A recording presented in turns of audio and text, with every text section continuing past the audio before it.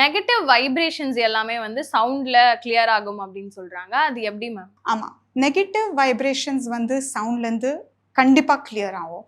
So the moment நம்ம பாடியில் வந்து 7 சக்ராஸ் இருக்குது. So 7 chakras we know. அந்த 7 சக்ராஸ்க்கு டிஃப்ரெண்ட் வந்து சவுண்டோட வைப்ரேஷன்ஸ் இருக்குது.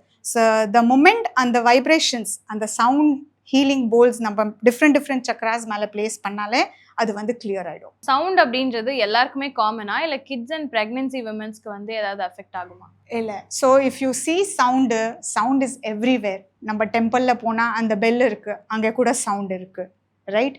நம்ம இங்கே உட்காந்து நின்றா கூட நம்ம இன் அண்ட் அரவுண்ட் ஆம்பியன்ஸில் கூட நம்மளுக்கு சவுண்டு கேட்குது. So it is not anything, there is no suitable age இதுக்கு. Right from the womb stage after 3 months, any age group can take the sound sessions.